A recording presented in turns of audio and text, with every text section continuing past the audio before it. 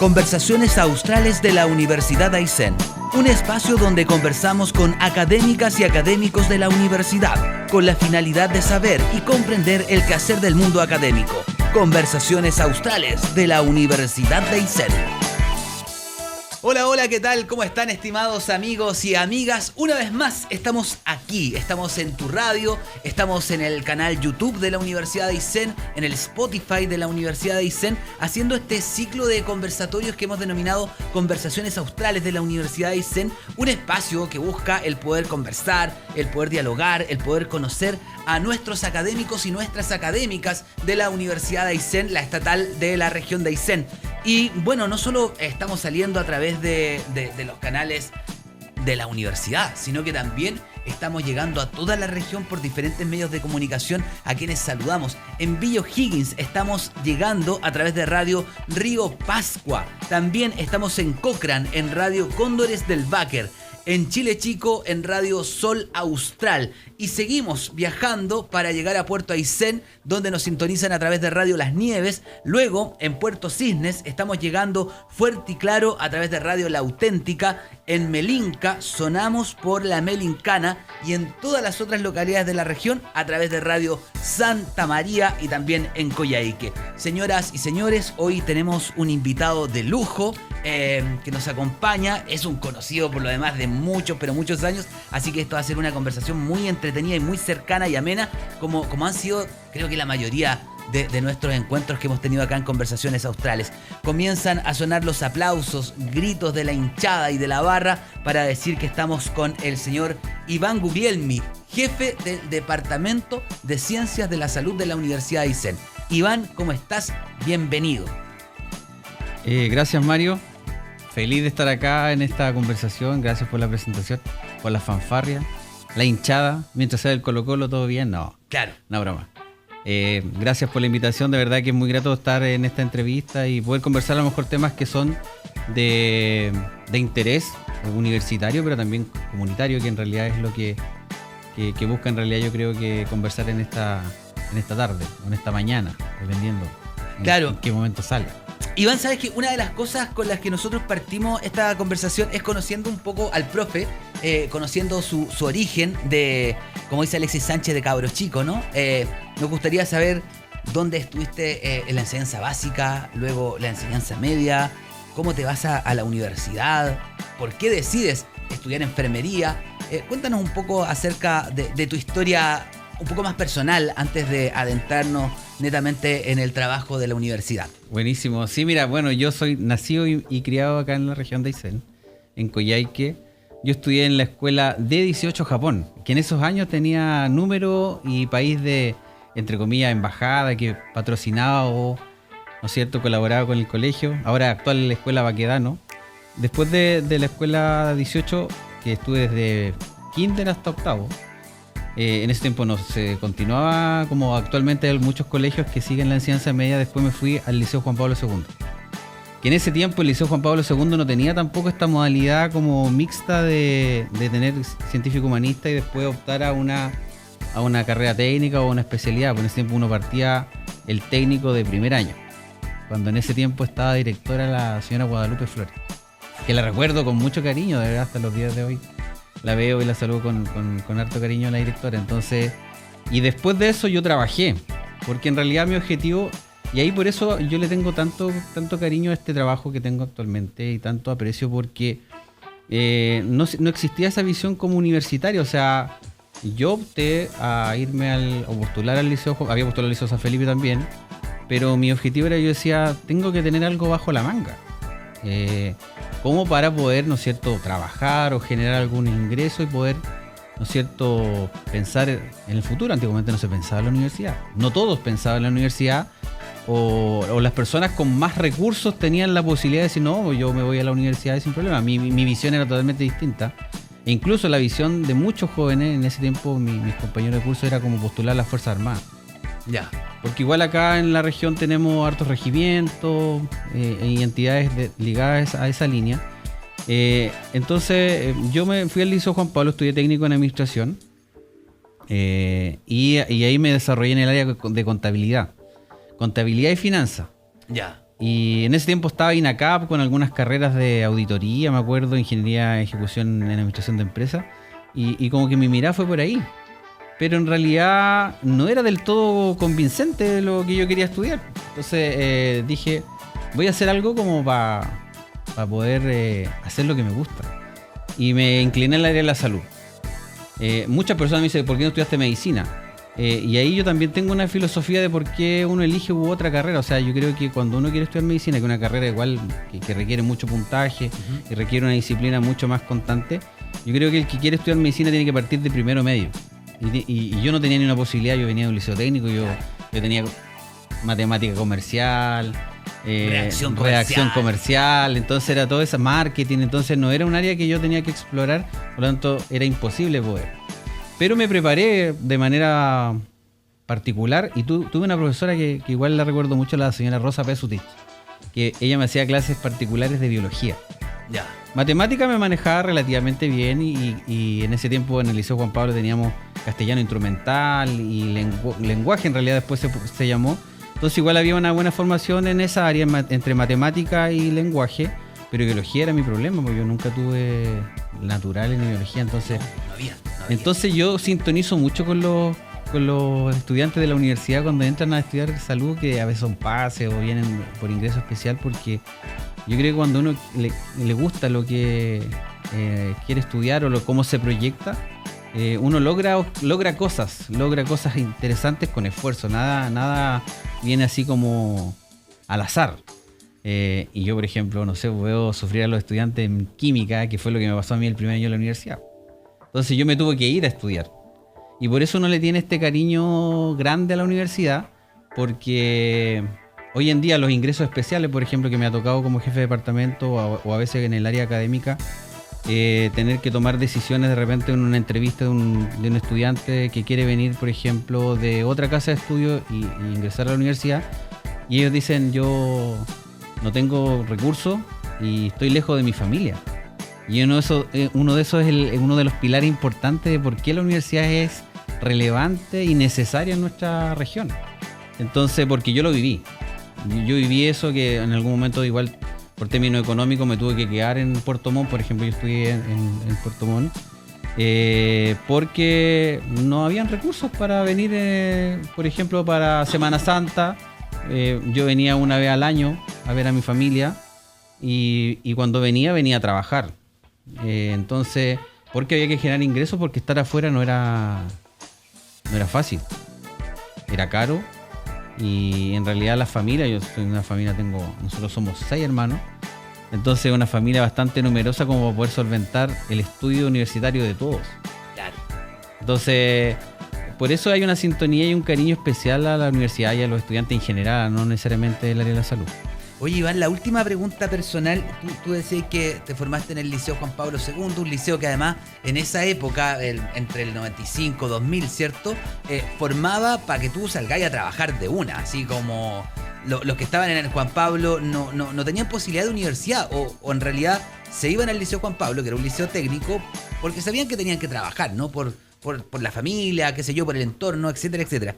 Tú dices que saliste a trabajar, pero ¿en qué momento, cuando ya estabas trabajando, o cuánto tiempo trabajaste, dijiste, ya, yo dejo esto hasta acá, guardo mi libro de contabilidad y me voy a la universidad a estudiar enfermería? ¿Qué fue el guiño, no? ¿Qué fue lo que pasó? Que dices, me voy. Por eso yo considero que, como dices tú, el Liceo Juan Pablo te enseñaba a tal punto que tú te volvías competitivo incluso como siendo joven, con contadores generales o con otros profesionales ya de instituto o universidad. Entonces yo hice mi práctica en una oficina de contabilidad donde aprendí mucha contabilidad y eso es lo que tenía el Liceo Juan Pablo. Y se acercó una persona, un amigo que hasta el día de hoy nos abrazamos, que se llama Víctor Oyarzo, que trabajaba en Funda, que es una fundación que actualmente cerró, pero que generó un impacto en el pueblo campesino, en las localidades extremas de desarrollo importante. Y ahí, bueno, si a lo mejor ve este video don Jorge Reyes, que era el director ejecutivo, don Bernardino Ojeda también, que fueron personas que impulsaron también ese trabajo. Llegó a la oficina de contabilidad y me dice, oye, ¿tú eres contador? Yo le digo, no, yo soy técnico en administración en el Liceo Juan Pablo. Me dijo, ¿y cuándo termináis tu práctica? Hoy día, le dije. Oye, me dijo, ¿por qué no vas? Me falta una persona en el área contable, en administración y finanzas en realidad. Y fui, pues. Me entrevisté con el director ejecutivo, que es don Jorge Reyes, y me pregunta varias cosas, y me dice, ya partes trabajando mañana. Así de corta. Así de corta. Y ahí trabajé 3 años. Y Funda, como trabajaba proyectos, por ejemplo, Veterinarios Sin Fronteras, algunos Prodesal, algunos proyectos de desarrollo agropecuario, venían algunos estudiantes en práctica o se contrataban estudiantes por temporada, por ejemplo, el verano, que era un proyecto que lo que buscaba es detectar una malformación, me acuerdo, de los bovinos, que era un proyecto que se llamaba, que lo dirigía para ese Veterinarios Sin Fronteras español. Y habían estudiantes. Entonces uno de los estudiantes me dice, oye, tú eres joven, ¿por qué no te vas a la universidad? Y yo dije, ¿universidad? Dije así como, yo tenía 18 años. Claro. Dije, no, o sea, sí, me gustaría, pero voy a estudiar acá, contador auditor. Me dijo, pero ¿por qué no postulas por ingreso especial? Me dice, ¿por qué no postulas por ingreso especial a la universidad? Hay ingresos especiales a técnicos. ¿Cachai? Entonces yo llegué y le dije, a ver, ¿cómo es eso? Sí, me dijo, yo estudié en el Liceo Agrícola de la Patagonia. Y con el Liceo Agrícola postulé por ingreso especial a la Universidad Austral en Valdivia. Y voy en quinto de medicina veterinaria. Y ahí yo hice, ¿qué es eso? Empecé a buscar, a meterme. Y claro, yo empecé inicialmente a buscar para estudiar ingeniería comercial, contador auditor. Y yo dije, chuta, pero ¿por qué no busco algo que me gusta? Me gusta la salud. Mi papá en ese tiempo trabajaba en el actual SAMU, en ese tiempo se llamaba Centro Regulador de Urgencia. Y su jefe era un enfermero, entonces yo le dije, oye papá, ¿sabes qué? Me gustaría estudiar algo de la salud. Yo esto es algo de infidencia. Yo de repente cuando era más chico acompañaba a mi papá a los turnos. Ya. Porque era una caseta donde estaba todas las radios, donde se comunicaban con las postas para ¿cuánto se llama? Para de repente una emergencia o en el día de 8 a 5 se recibían los radiogramas en máquina de escribir de solicitud de vacuna, de leche, de cosas, insumos médicos. Y en la noche quedaba de turno el radiooperador para recibir la urgencia de Melinca, de Melimoyo, de todos lados. Entonces, ese bicho de la salud me quedó marcando ahí. Y yo creo que ahí fue como la línea de la salud y mi área que yo después me desarrollé como enfermero, que fue el área de urgencia y paciente crítico. Y actualmente sigo ejerciendo mi función como enfermero en aeroevacuación médica. Entonces llevo varios años en el área, aparte de ser académico e investigador de la universidad. En mis días libres o después de las 5 o 6 de la tarde yo trabajo en urgencia aeromédica. Wow. Entonces ahí yo dije, voy a estudiar enfermería, po. De hecho yo quería estudiar obstetricia. Oh. En serio. Y en ese tiempo estaba súper marcado el tema del matrón y la matrona. Entonces yo busqué las posibilidades de estudiar en la Universidad de Concepción en obstetricia y era solo para mujeres. Ya. Entonces yo dije, kinesiología y enfermería. Postulé a kinesiología, no quedé y quedé en segunda instancia en enfermería. Y fue la mejor decisión que pude tomar. Oye, y bueno, toda esta cercanía con el mundo de la salud finalmente te ha hecho o te ha llevado a poder investigar, tal vez de tu experiencia por mucho tiempo en urgencia, te ha ayudado a tener tal vez conocimientos en primera persona. Y tú hoy día estás desarrollando un estudio o una línea de investigación que tiene que ver con las segundas víctimas en el ámbito de la salud. Cuéntanos un poco en qué consiste esto. Sí, mira, efectivamente, como tú dices, y nace desde esa mirada. Por ejemplo, en las segundas víctimas y el estudio que hemos presentado, de hecho, tuve la oportunidad de hacer una presentación de un trabajo preliminar en Londres el año pasado. Un poco ligado a esta área, yo me asocié en realidad a un grupo de investigación de Puerto Montt de una profesora del pregrado. Imagínate, por eso es tan bonito esto de la academia y es la invitación que yo siempre le hago a mis estudiantes. O sea, cuando tengan una inquietud o algo, siempre la casa de estudio o donde uno nace o se forma, siempre queda el lazo. Entonces me ligué a esta doctora que es la profesora María Soledad Cape, que ella tiene esta línea de segundas víctimas. ¿Y en qué consiste este paraguas en realidad de análisis e investigación? Es porque hoy en día hay una tendencia, y que me parece súper importante, que es la seguridad del paciente. Y de hecho ahí se liga mucho la academia. Por ejemplo, los centros de simulación lo que buscan es que tú cometas errores en los centros de simulación, por ejemplo. Antiguamente, cuando yo me formé, el error lo cometías con el paciente. En el acto clínico, o sea, si te equivocabas, el paciente consentía en realidad y te decía, sí, no hay problema, usted es estudiante, ya, tómeme examen o páseme un medicamento, y los errores surgían ahí. Entonces la simulación hace ya más de 25 años se ligó mucho a la línea de la investigación, por ejemplo, de la parte aérea. Los pilotos simulan mucho y en base a la simulación redujeron, por ejemplo, los eventos adversos. Y esto se ligó a la salud. Y esto hoy en día toma fuerza, la seguridad del paciente, en términos de cómo yo resguardo la atención clínica en pos y beneficio del paciente.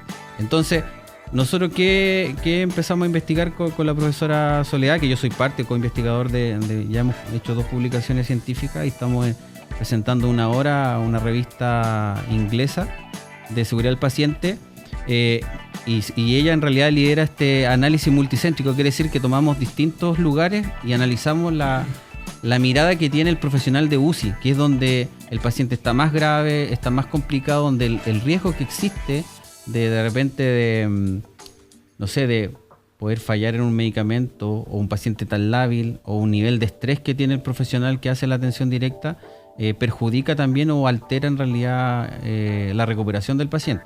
Entonces tenemos un estudio en Argentina, en Paraguay y en Chile. Y en Chile nosotros somos parte de ese equipo. Entonces le preguntamos a las enfermeras de UCI qué situación o cómo ellas se enfrentaban cuando sufrían un evento adverso, que es común. Porque si tú estás sometido a estrés, estás con exceso de turnos, puedes o estás propenso a cometer un error. Pero ¿qué haces tú después del error? Entonces, hoy en día se acuñan 3 conceptos importantes. Primera víctima es el paciente. La segunda víctima es el profesional de la salud. Aquí no necesariamente tiene que ser enfermero. Acá nosotros lo hicimos, obviamente, porque es la experiencia que tenemos en enfermería de UCI. Y la tercera víctima es la institución. Si uno analiza, por ejemplo, todos los errores que se cometieron, esto ya puede ser algo muy chistoso, pero aplica un poco a lo que tú me preguntas. El hospital de Talca. Ya. El hospital de Talca se transformó en un meme. Claro. ¿Te das cuenta? Entonces, el hospital de Talca es una tercera víctima porque se desprestigió, porque pasaron eventos que no se subsanaron. Entonces, por ejemplo, nosotros cuando hablamos de segundas víctimas hablamos de qué le pasa al profesional de la salud cuando comete o es parte de un evento adverso. Porque el concepto de evento adverso no es que yo quiera generarle daño al paciente, es porque pasaron o hubieron factores que gatillaron ese evento adverso. Claro. ¿Qué es un evento adverso así de manera directa? Es algo que va a afectar, no de manera intencional, a una persona. Por ejemplo, yo puedo cometer un evento adverso, de hecho es algo que yo lo puedo hablar abiertamente. Yo tuve un evento adverso, por ejemplo, con un paciente pediátrico. Nosotros la UCI de Coyhaique, por ejemplo, ahora en realidad se está trabajando en una política, pero yo salí de la UCI hace 7 años atrás. En ese tiempo, y yo creo que todavía hasta que esté esta transición de una UCI nueva, los pacientes críticamente enfermos los veíamos nosotros en la UCI adulto. Entonces era una UCI indiferenciada, adulto pediátrico. Entonces teníamos 2 pacientes, por ejemplo, con hantavirus, gravemente enfermo, y llega un paciente pediátrico gravemente enfermo. Entonces de repente sucede que el pediatra me dice, oye, ¿sabes qué? Estaba con fiebre el pacientito, me dice, pásale, no sé, pues 50 miligramos de paracetamol. Y yo, entre la rapidez de programar la bomba, le puse 500. ¿Qué es lo bueno? Que la máquina me dio la alarma antes de, pero igual pasó una dosis no letal, pero pasó una dosis de medicamento al paciente. ¿Qué hice yo? Hice esa notificación de evento adverso y tengo que relatar y explicar todo lo que pasó. Se llama al médico, se mitiga el error y no pasó nada, se llevó a estudios, se le explicó a la familia todo lo que pueda suceder o pasar. Entonces, ¿por qué yo hago como esta comparación, o por qué me gusta esta línea? Porque yo me dedico al área de la gestión, principalmente en salud. Mi formación, por ejemplo, de posgrado es en el área de la gestión. Por lo tanto, esto es cuando de repente los mismos equipos dicen, señor director o Ministerio de Salud, necesitamos más gente. Porque a veces la sobrecarga del profesional y de la alerta que tiene que generar cuando está en una situación compleja te puede llevar a cometer un evento adverso, pero no es porque tú lo quieras. La repetición de turnos, el exceso de turnos de 24 horas, muchas veces 48 horas, que son cosas que en el común de las personas no los ve. Por ejemplo, en Estados Unidos la tercera causa de muerte epidemiológica es por error médico. ¿Pero por qué? Porque en Estados Unidos hay una cultura de notificación. Nosotros es como, me equivoqué, ya, no pasó nada, calladito. Notificamos 2 o 3 cosas. Entonces hay que crear esa cultura de notificar para reducir ese riesgo. Porque yo no sé lo que le pueda pasar al paciente si yo le hubiera pasado, supongamos, 500 miligramos de paracetamol. Y te caes. Y me quedo callado. Y el pacientito o el paciente hace un paro o le genera, ¿no es cierto?, una toxicidad hepática producto del paracetamol o daño renal. Miles de cosas que puedan pasar. Entonces ahí está cuando uno a los estudiantes les dice el concepto ético, notificar. Existe el error. Sí, claro. No podemos pensar que en salud no hay error. Una cosa es ser negligente, pero el evento adverso no es porque yo quiera, es porque sucede. Es por una cadena de E incluso tú puedes tener, por ejemplo, eso hoy en día, por ejemplo, el concepto de las acreditaciones de los hospitales apunta a tener protocolos establecidos para que uno en realidad reduzca o haya reducción de ese evento adverso. Por ejemplo, el mantenimiento preventivo de los equipos críticos. Tiene que haber un protocolo donde venga el ingeniero biomédico o, ¿no es cierto?, el equipo de ingeniería electrónica y revisan los equipos. Los calibran, los evalúan, ven si los gases, por ejemplo, de un ventilador mecánico están entregando la cantidad suficiente de oxígeno o las celdas del filtro están funcionando bien, porque uno puede programar o puede hacer cualquier, ¿no es cierto?, movimiento con un equipo y puede generar daño. Pero no es porque tú lo quisiste hacer, es porque existe un margen de error. Siempre va a haber un margen de error. Oye, Iván, y en estas revistas que ustedes han publicado, estos estudios se me fue el nombre. ¿De segundas víctimas? De segundas víctimas, ¿qué resultados concretos han encontrado o qué resultados o qué beneficios ha tenido para los profesionales de la salud toda esta investigación que ya me imagino debe llevar un tiempo más o menos extenso? Esta última que es más interesante que la multicéntrica, no te puedo contar todavía porque está en una revista. Está en una revista que se llama Seguridad del Paciente, pero en realidad ahí preliminarmente está el tema de cómo vive el profesional esa sensación de generar daño sin querer hacerlo. Y hoy en día eso se puede correlacionar, por ejemplo, con licencias médicas, ausentismo laboral, problemas de sueño, poca confianza, cómo te ve tu jefe, la autopercepción. Entonces hay muchas cosas que es como ponerse en el lugar de, no sé, uno en la casa te puedes equivocar de medicamento, se lo das a tu hijo y te diste cuenta que en realidad no era el medicamento que tú querías. Y después ¿no es cierto?, tu hijo empezó con vómito, diarrea y lo llevas a la urgencia y dices que yo le di una pastilla y al final resulta que lo intoxicaste. Claro. Pero no fue porque tú quisiste hacerlo. Entonces, después tú como papá, ¿cómo te sientes con esa culpa, esa sensación de haberlo hecho probablemente mal? Te sientes como que eres, ¿no es cierto?, lo peor. Entonces, esto es lo que busca en realidad evidenciar que vive la segunda víctima. Porque sabemos que la primera víctima puede tener ciertos parámetros. Lo más grave es muerte, discapacidad, no sé, letargo, miles de cosas que pueden pasar dependiendo del evento adverso. Pero, ¿qué pasa con el profesional que no quiso hacer eso? Claro, porque no. ¿Cómo tú lo insertas en realidad después al mundo laboral de nuevo? Que recupere la confianza y todo eso. De hecho, por ejemplo, no es un evento adverso, pero sí es una sensación, por ejemplo, extraña y que lo pueden evidenciar todos los profesionales de la salud que trabajan en el área de urgencia y emergencia. Es cuando tú tienes un paciente en paro y no lo sacas del paro. Te vas a la casa con una sensación de ¿qué me faltó? ¿Qué pude haber hecho? ¿Cómo lo podríamos haber hecho mejor? Y a veces te vas con una sensación de tristeza, porque fuera está la familia. Entonces pasan muchas cosas, hay muchas variables.